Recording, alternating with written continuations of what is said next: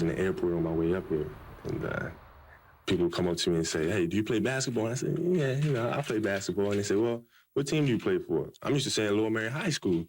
So I'm there, I'm like, "Well, I play for Lower Merion High." No, you know what? I'm a Los Angeles Laker. And Kobe, this is for you. People always ask me about him, how do you know he was going to turn out like he did? Anyone could have seen this if they'd paid attention. Anyone. He can go get a shot for himself anytime he wants. In the NBA... Even in the NBA, he'll be able to create shots yes, he at will? Yes, he will. Yes, he will.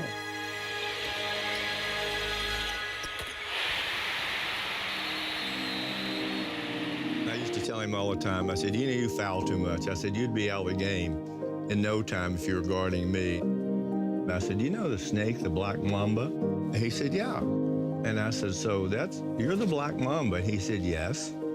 I said, you ever hear of a mongoose?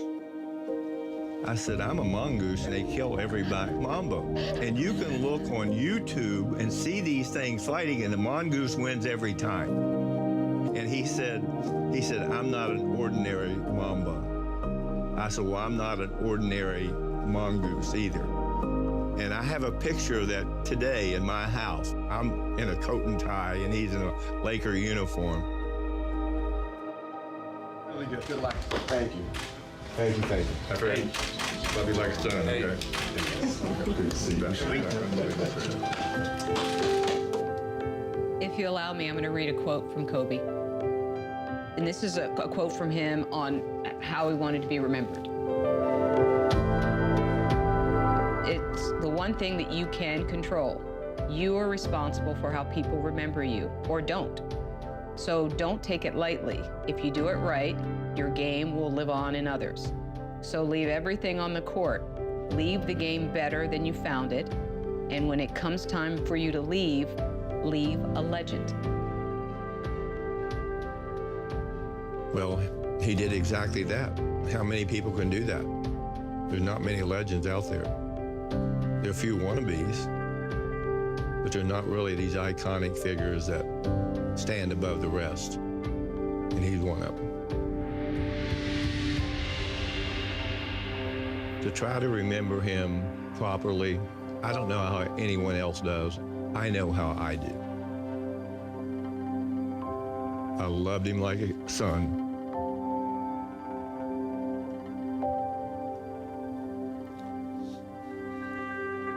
I admired his talent.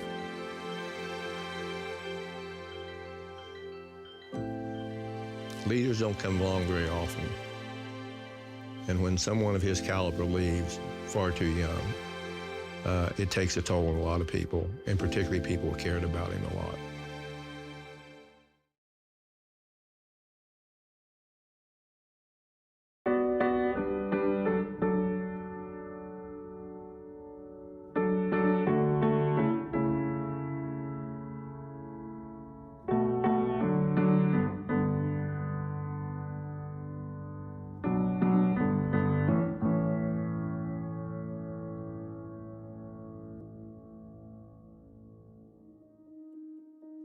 The first game I played against Kobe. The very first time I played against him. The first time ever actually playing against him.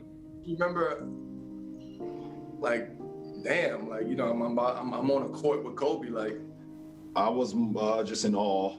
Yeah, I'm not sure if I could even do it any justice, really. It's a guy who I would tape on my wall when I lived in Spring Hill in apartment 602. To be able to share the floor with him was like for any kid that has aspirations or has inspiring moments from someone, it's just like a sense of awe. I remember most just watching somebody that I literally grew up watching on YouTube.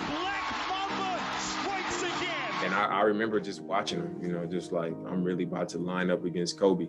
I remember lining up the jump ball against Andrew Bynum and looking over and seeing, Kobe. And that's when it was surreal for me. That's when I realized I was really a part of the NBA. I think the thing that stood out most to me about playing Kobe that first time was his pregame warm-up. Why is he working out at 4 o'clock? and it's a 7:30 game. By the time I finished watching his workout, I had like missed my lift, my treatment time. You know, as a young guy, you get the early slots, and once you miss it, it's over. I had missed everything. And I think for me personally, that was just a moment like in my life where it was like, yo, like I'm sitting here watching Kobe. Nothing else really mattered to me at that point. What were you trying to do out on the court that night? For me, not to get, 50 dropped on me. My rookie year, we played against them in the playoffs. And I was just trying my best. I was just talking smack. I was just in his ear. He wasn't fazed by it. At the Forum, my rookie year, we played against them, and I got switched on to him in an ISO situation. I'm, scrawny, 170-pound rookie coming in, and the look he gave me was so damn disrespectful. It was crazy. He hissed like an actual snake. Whenever he wanted the ball, he would make a hissing sound. And it threw me all the way off. Like, I didn't know that was a thing. He was just testing me. Like, he was just testing to see what I was made of. He was testing to see what type of mentality I had. And he was just testing me to see, who I was as a person and what I stood for. I guess I wanted to gain his respect so much at that moment. And he was just stone-faced, straight killer mode the whole game. It's down to 7. Starting to make his move for the win. He got the lead for him. I remember we got our ass kicked. I remember that. I think I'm a pretty, physical defender and all that stuff, and I'm a young pup. And I could tell you he beat the living out of me without even having the ball. I always tell the story. I got a switch on Kobe. He was posting me up. I blocked his shot, and the ball bounced the half court, and I went running after full speed. It was a big moment for me because I could brag to my friends that I blocked Kobe Bryant's shot. This guy's a blur. Kobe, deep three, got it. He got the ball back and shot a 3, and he said, the play continues, young fella. He says, John Wall, get this one. The very first time was actually here in LA. It was my assignment to guard Kobe. Obviously having B. Shaw as an assistant. And B. Shaw's like jawing at him, egging him on, getting him riled up, talking mess from the bench. Here I am in the middle while all of this is going on. I was guarding him, and he got into his back down, his patent pump fake, and I went flying for it. A young guy trying to go block his shot. I went flying for it, and he caught me in the air. He ran down. Specifically ran down to where B. Shaw was and yelled at B. Shaw, check the young feather for feathers. The first time that I played against him was when I was in Chicago and he was with the Lakers. And I just remember him asking Michael Jordan all these questions on the court the whole time. But I think what ultimately made him who he was that audacity to ask Michael Jordan for pointers in his very first game against him. Think about most 18-year-olds, they'd be scared to death to go against Michael. And he was just inquisitive. It's pretty remarkable.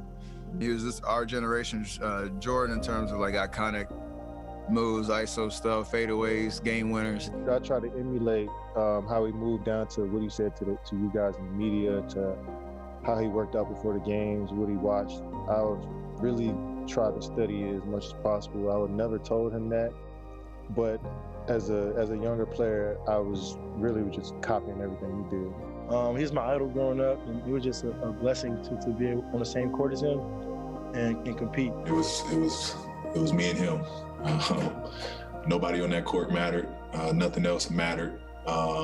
It was everything for me. It was everything for me. It was the best moment of my life.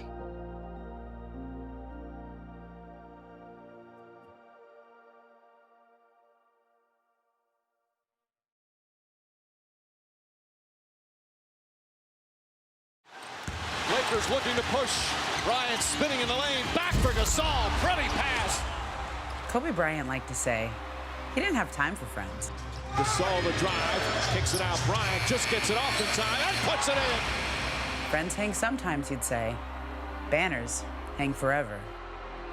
But Pau Gasol was a friend and much more. Fue mi hermano y siempre será mi hermano.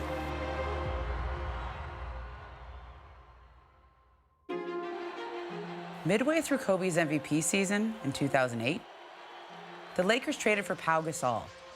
The 7-foot Spaniard they hoped was the missing piece to their next NBA championship.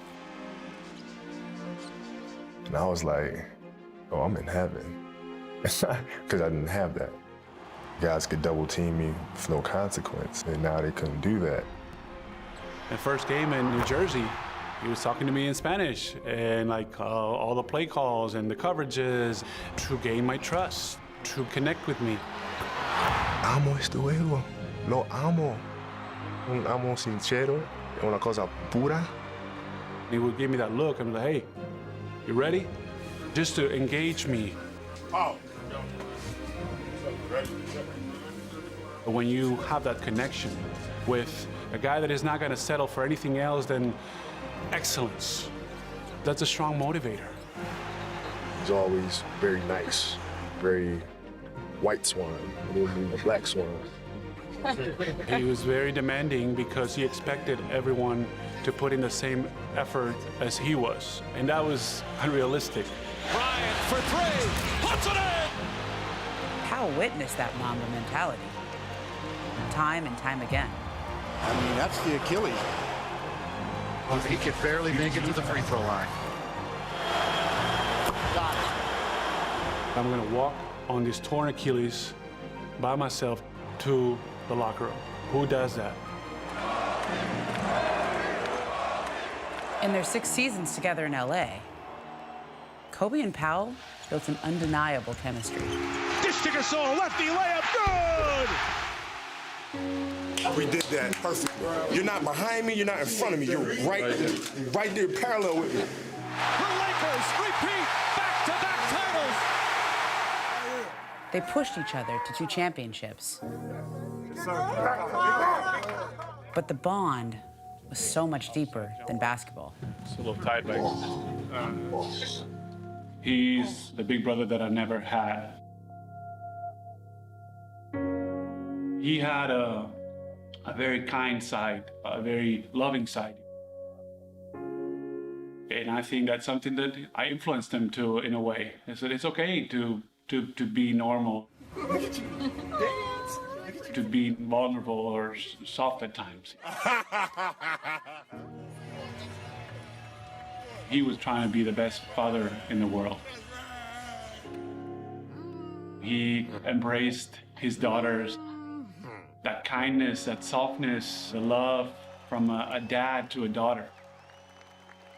For Pau, losing Kobe and his daughter Gianna was almost impossible to process. I still didn't want to believe it. You still thought that Kobe could have gotten out of that accident by his own feet. You know, he was that invincible. In the world of grief that followed, Pau and his wife, Catherine, knew what his brother would want him to do. We wanted to be close to Vanessa and the kids, being there for them as much as possible. Pau sent flowers for Kobe and Vanessa's 19th wedding anniversary in April, and a cake for Gianna's birthday in May. Then in September, Pau became a father for the first time. My daughter's full name is Elizabeth Gianna Gasol. To have Gianna's name, remembering her and having her present, it represents so much. I'm just gonna try to be a good father to my daughter, a good uncle to his daughters. Boom! Good job, Nani. A good brother to his wife. Fue mi hermano y siempre será mi hermano.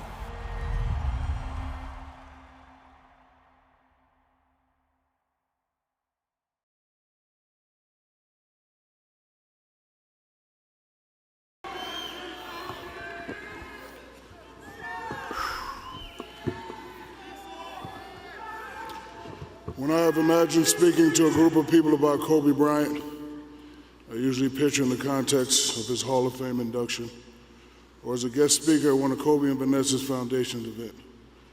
But never ever could I have imagined that I'd be here today speaking at his memorial.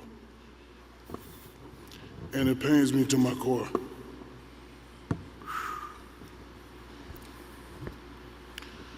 Like all of you, I continue to be devastated over the loss of my friend, my little brother, Kobe Bryant, and my beautiful niece, Gigi. To Vanessa and the kids, Kobe's parents, sisters, and other families who lost their loved ones on that tragic day, we grieve with you. All of us will forever change on January 26th. As we know, the Black Mamba's legacy will be more than just being one of the greatest basketball players of all time. And believe me, Kobe was truly a gifted and intelligent student of the game. I remember him saying, "These guys are playing checkers, and I'm out here playing chess." And I would say, "I guess so, Kobe. I don't know how to play chess."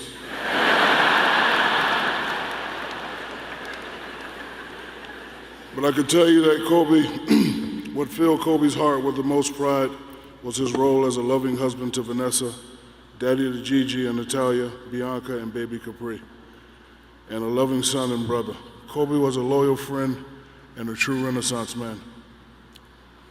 As many of you know, Kobe and I had a very complex relationship throughout the years, but not unlike another leadership duo, John Lennon and Paul McCartney, whose creative rivalry led to some of the greatest music of all time. Kobe and I pushed one another to play some of the greatest basketball of all time, and I am proud that no other team has accomplished what the three-peat Lakers have done since Shaq and the Kobe Lakers did it.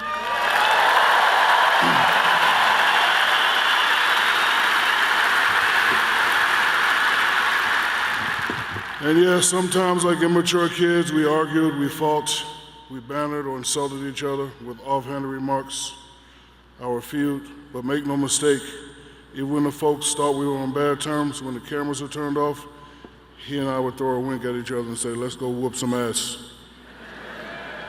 We never took it seriously. In truth, Kobe and I always maintained a deep respect and a love for one another.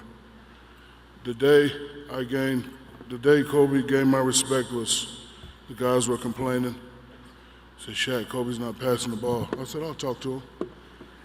I said, "Kobe, there's no I in team." And Kobe said, "I know, but there's an in me in that."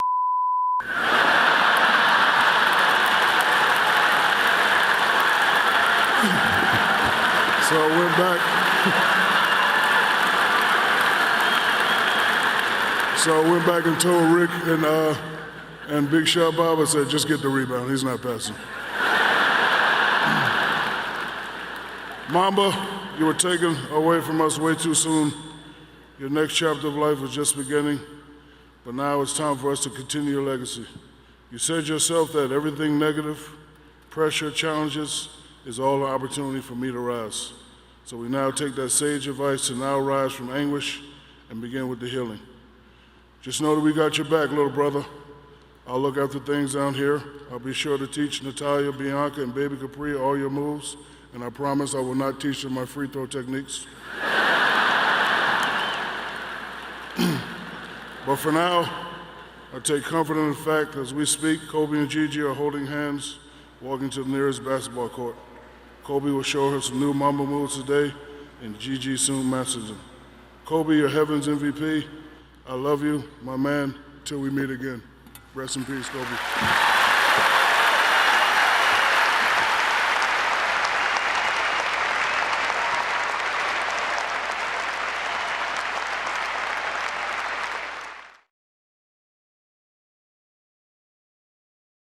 Please welcome Michael Jordan.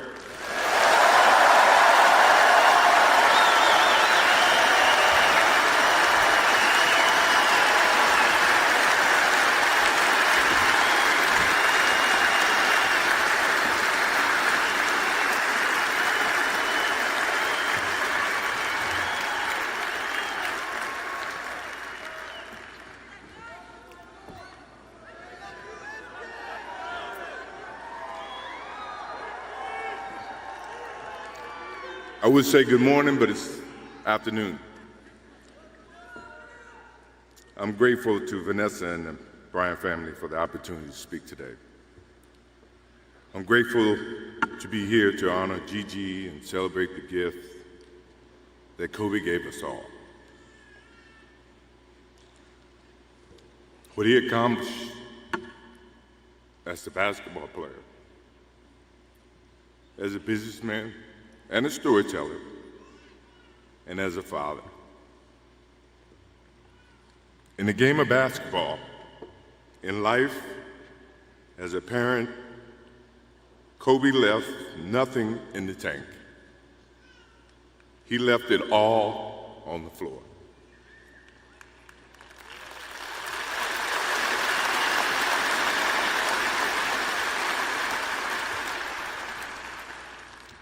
Maybe it surprised people that Kobe and I were very close friends, but we were very close friends.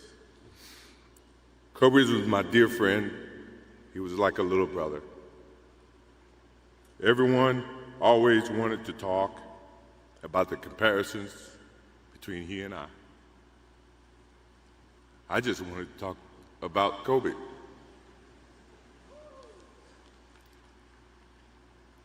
You know, all of us have brothers and sisters, little sisters who, for whatever reason, always tend to get in your stuff, your closet, your shoes, everything. It was a nuisance, if I can say that word. But that nuisance turned into love over a period of time, just because the admiration that they had for you as big brothers or big sisters. The questions, the wanting to know every little detail about life that they were about to embark on. He used to call me, text me, 11:30, 2:30, 3 o'clock in the morning, talking about post-up moves, footwork, and sometimes the triangle. At first, it was an aggravation.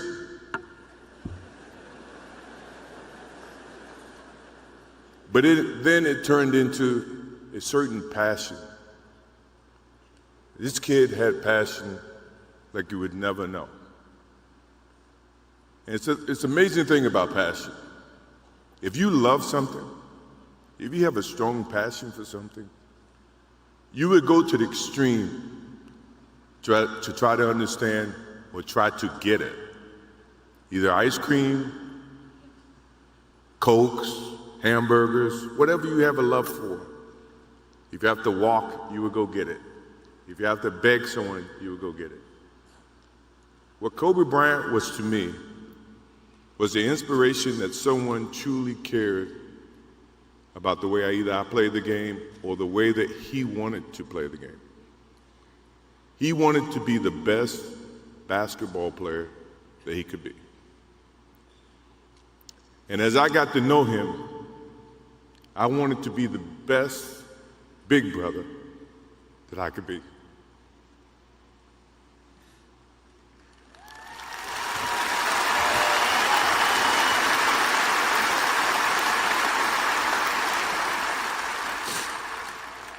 To do that, you have to put up with the aggravation, the late night calls, or the dumb questions. I took great pride as I got to know Kobe Bryant that he was just trying to be a better person, a better basketball player. We talked about business. We talked about family. We talked about everything. And he was just trying to be a better person.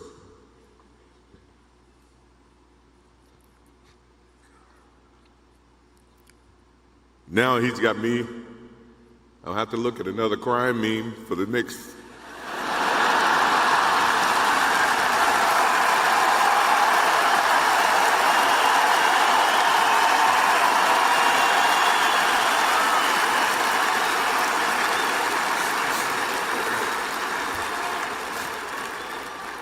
I told my wife I wasn't going to do this because I didn't want to see that for the next 3 or 4 years. That is what Kobe Bryant does to me. I'm pretty sure Vanessa and his friends all can say the same thing. He knows how to get to you in a way that affects you personally, even though if he's being a pain in the ass. But you ever have a sense of love for him and the way that he can bring out the best in you. And he did that for me.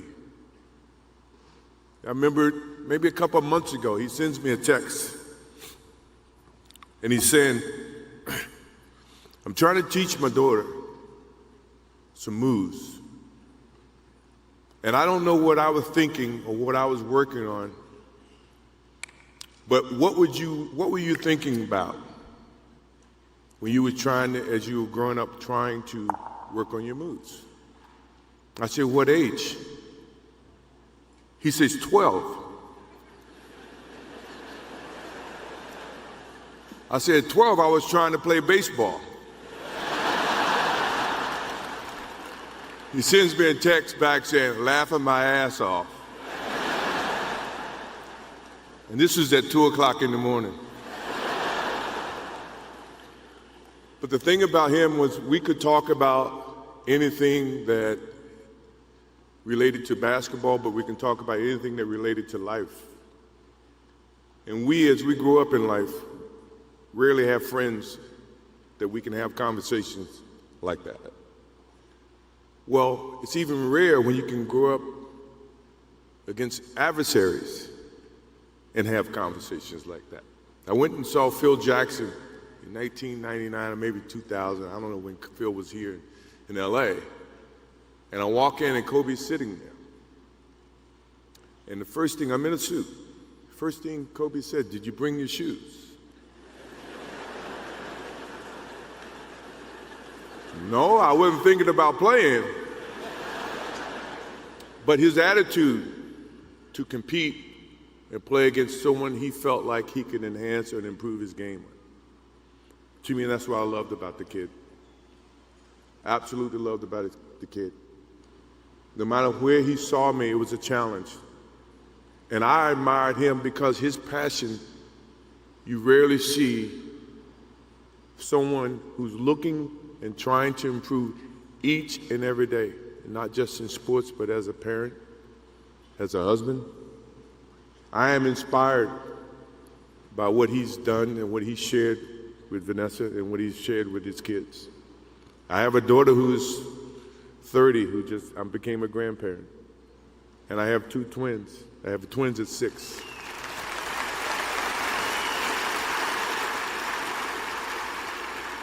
I can't wait to get home to become a girl dad and to hug them and to see the love and the smiles that they bring to us as parents. He taught me that just by looking at this tonight, looking at how he responded and reacted with the people that he actually loved. These are the things that we will continue to learn from Kobe Bryant. To Vanessa, Natalia, Bianca, Capri, my wife and I will keep you close in our hearts and our prayers.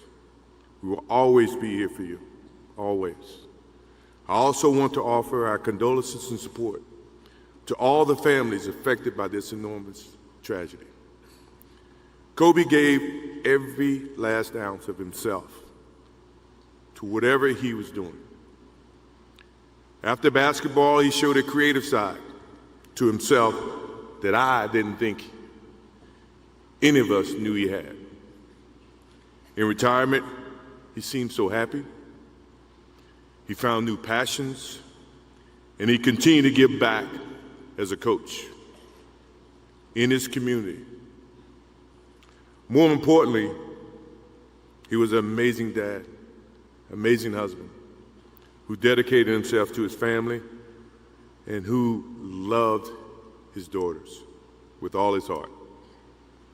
Kobe never left anything on the court. And I think that's what he would want for us to do. No one knows how much time we have. That's why we must live in the moment. We must enjoy the moment.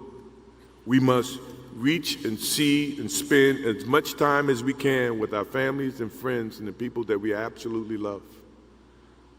To live in the moment means to enjoy each and every one that we come in contact with. When Kobe Bryant died a piece of me died. And as I look in this arena and across the globe, a piece of you died, or else you wouldn't be here. Those are the memories that we have to live with and we learn from. I promise you, from this day forward, I will live with the memories of knowing that I had a little brother that I tried to help in every way I could. Please rest in peace, little brother.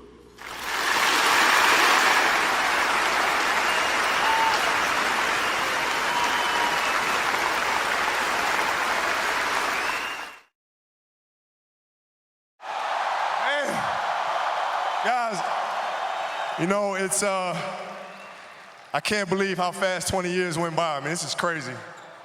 This is absolutely crazy. And, you know, to be standing here at center court with you guys, my teammates behind me, and appreciating all this, you know, the journey that we've been on. You know, we've been through our ups and been through our downs. And I think the most important part is that we all stayed together throughout. You know, I grew up a diehard Laker fan. Diehard. I mean, I knew everything about every player that's ever played here. So to be drafted and then traded to this organization and to spend 20 years here, I mean, you can't write something better than this. And I'm more proud of the fact that not about the championships, but about the down years, because we didn't run. We didn't run. We played through all that stuff, and we got our championships, and we did it the right way. And all I can do here is just thank you guys. Thank you guys for all the years of support. Thank you guys for all the motivation. Thank you for all the inspiration. And, you know, what's funny, the thing that had me cracking up all night long was the fact that I go through 20 years of everybody screaming to pass the ball. And on the last night, they're like, don't pass it.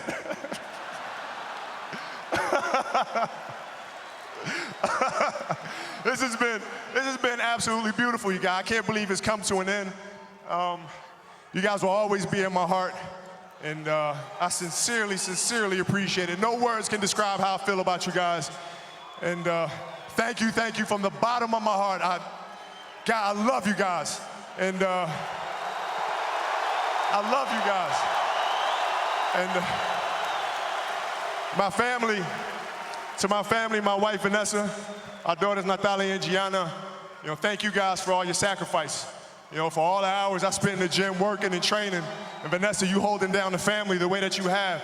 I can't, there's no way that I can thank you enough for that. So from the bottom of my heart, thank you. And what can I say? Mamba out.